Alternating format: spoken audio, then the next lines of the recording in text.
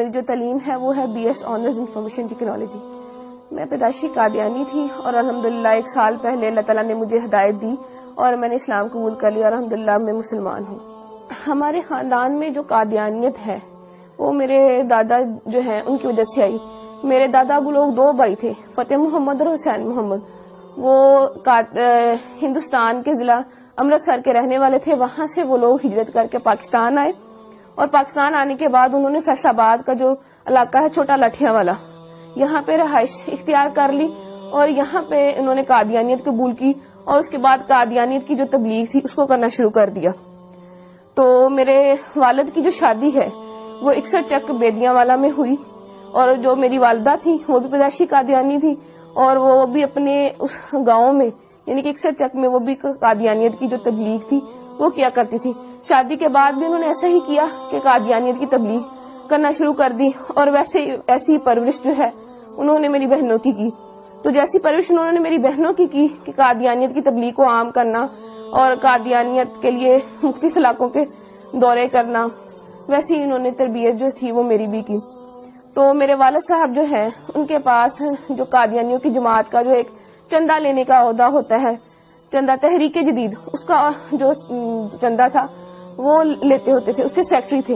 یعنی تحریک جدید کا چندہ اکٹھا کرنے کے سیکٹری تھے. اور میرے جو تایا ابو تھے وہ جو وقف جدید جو تھے چندہ اس کو اکٹھا کرتے تھے, یعنی کہ سیکٹری وقف جدید تھے. اور میرے تایا ابو کا بیٹا جو وہ ہے سیکٹری ضیافت, یعنی کہ اس کا کام یہ ہے کہ مختلف علاقہ جات سے جتنے بھی مربیان آتے, مہمان آتے, ان کی رہائش کا بندوبست کرنا, ان کے کھانے کا بندوبست کرنا, یہ سارا کام جو تھا یہ ہمارے گھرانے میں ہوا کرتا تھا. اور اس کے علاوہ جو میری بہن تھی وہ بھی سیکٹری مال تھی. ایک میری بہن سیکٹری ناصرات بھی رہی, ایک میری بہن سیکٹری تعلیم بھی رہی اور ایک وقت میں میرے پاس بھی سیکٹری تعلیم تربیت کا عہدہ تھا. اس کے بعد پڑھائی کی وجہ سے وہ میں نے عہدہ چھوڑ دیا اور میں نے ان کے اسکول میں پڑھانا شروع کر دیا. اور میں نے ان کے اسکول میں تقریباً 2 سال جو ہے ملازمت کی. فیصل آباد میں ان کی بہترین ڈبیٹر تھی. فیصل آباد کی طرف سے سلیکٹیولی یعنی کہ پورے فیصل آباد کو ریپرزینٹ کرنے کے لیے میں ایک دفعہ چناب نگر گئی تقریری مقابلے میں. وہاں وہ جو مقابلہ تھا اس میں میری دوسری پوزیشن آئی. اور اس مقابلے کے بعد ان کے یہاں ایسا ہوتا ہے کہ مقابلے کے بعد جو ہے سوال و جواب کا پروگرام رکھا جاتا ہے. اس سوال و جواب کے پروگرام میں نے ان کا جو خلیفہ ہے موجودہ خلیفہ مرزا مسرور, اس کی بہن جو تھی اس سے میں نے سوال کیا کہ مرزا قادیانی جو ہے اس نے اپنی کتاب میں لکھا ہے کہ میں نے خواب میں دیکھا کہ قرآن کریم میں قادیان کا نام استعمال ہوا ہے, یعنی قرآن کریم میں قادیان کا لفظ آیا ہے. تو میرا آپ سے یہ سوال ہے کہ مجھے دکھایا جائے کہ قرآن کریم میں کہاں قادیان کا لفظ استعمال ہوا ہے. تو یہ میرا جو سوال تھا وہ پرچی پہ لکھ کے میں نے اس کو بھیجا. تو جب اس سوال کی باری آئی تو اس نے جب سوال کھولا تو اس کے پاس سوال کا جواب نہ تھا اور وہ پوچھنے لگے کہ کس نے یہ سوال جو ہے کیا ہے. اس کے بعد ایک اور لڑکی نے سوال کیا تو مرزا مسرور کی بہن کے پاس اس کا بھی جواب کوئی نہ تھا. تو ان کی ہٹ درمی دیکھ لیں کہ بجائے یہ ماننے کے کہ اس لڑکی کو یا مجھے یہ کہہ دیتی کہ میرے پاس اس سوال کا جواب نہیں ہے, میں بعد میں آپ کو کنسلٹ کر کے پڑھ کے ریڈ کر کے میں آپ کو اس کا جواب دے دوں گی, کہنے لگی, آگے سے لڑنا شروع ہو گئی. ایک ان کی قادیانیوں کی اتنی بہت بڑی مبلغہ بن کے آگے سے لڑنا شروع ہو گئی کہ اگر تمہیں زیادہ پتا ہے تو تم میری کرسی پہ آ جاؤ, تم آ کے لوگوں کو سمجھانا شروع کر دو, ایسے ہے ویسے ہے.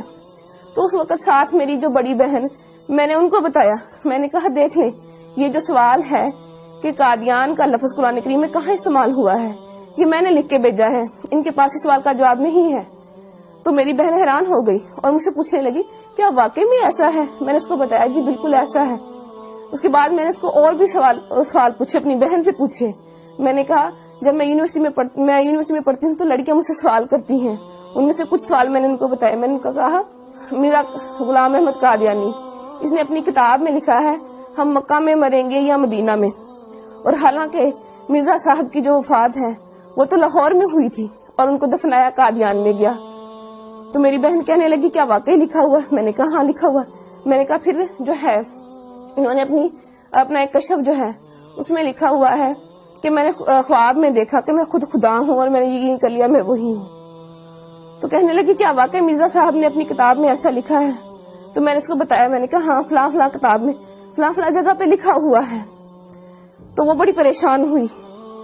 پھر اس کے بعد جب میں واپس گاؤں آئی, میں نے اپنے گھر والوں سے آ کے بھی اس کا تذکرہ کیا.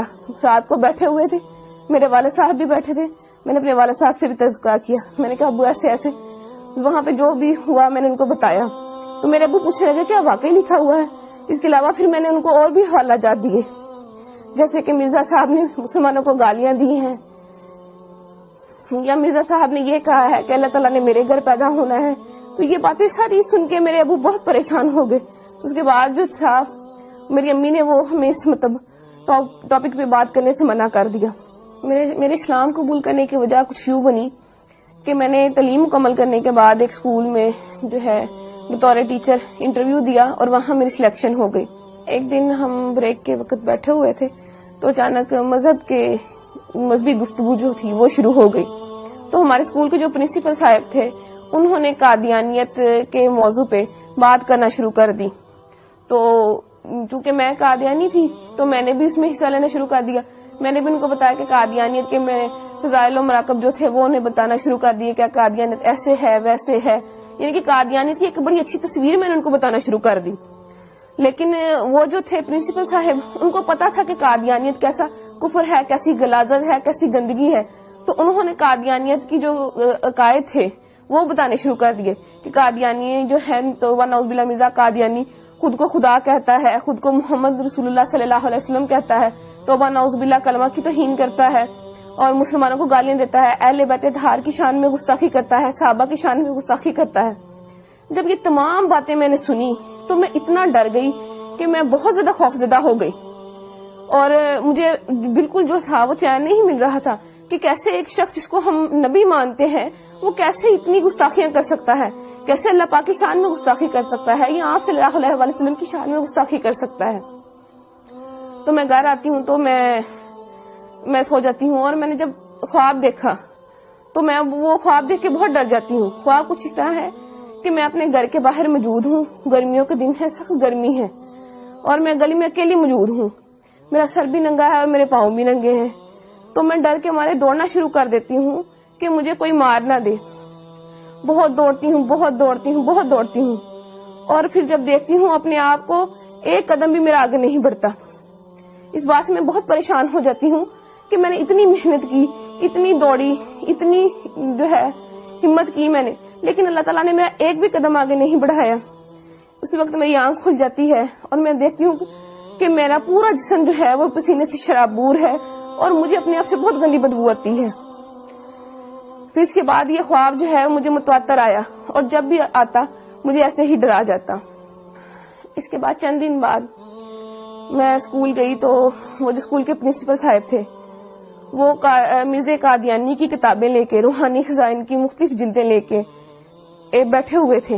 انہوں نے مجھے بلایا اور مجھے کہنے لگے کہ جو جتنی باتیں میں نے تمہیں, یعنی کہ جتنے قادیانیوں کے عقائد میں نے تمہیں بتائے ہیں, اگر میں تمہیں ان کتابوں سے دکھا دوں تو کیا تم یقین کر لو گی؟ میں نے انہیں کہا جی میں ضرور یقین کروں گی. تو انہوں نے جو ہے کتابیں کھولی اور جتنی باتیں وہ مجھے جو میں نے آپ سے پہلے بیان کی انہوں نے مجھے مرزا قادیانی کی کتابوں میں سے دکھائیں, اور وہ کتابیں مرزا قادیانی کی لکھی ہوئی تھی. روا کی جو ہے ضیاء الاسلام پریس وہاں سے شائع ہوئی تھی.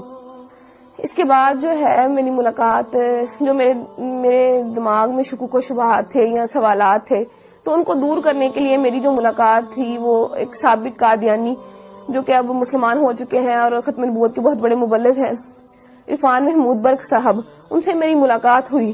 تو انہوں نے جتنے بھی میرے شکوک و شبہات تھے وہ سارے دور کیے, اور قادیانیت کی جو غلاظتیں تھی جو مجھ پہ نہیں کھلی تھی وہ کھول کے مجھے بیان کی. اور ان کی جو کتاب تھی قادیانیت سائنس و اسلام کے کٹہرے میں, انہوں نے مجھے وہ پڑھنے کے لیے دی. تو اس کو پڑھ کے جتنے بھی میرے دماغ میں سوالات تھے وہ سارے کے سارے وہ ختم ہو گئے. تو اس کے بعد پھر میں نے مرزا قادیانی پہ اور قادیانیت پہ کروڑوں لعنتیں بھیجنے کے بعد آپ صلی اللہ علیہ وسلم کی غلامی میں آ گئی اور کلمہ طیبہ پڑھ کے اسلام قبول کر لیا. اس کے بعد جب میں گھر گئی میں نے اللہ تعالیٰ سے جا کے دعا کی کہ اللہ تعالیٰ مجھے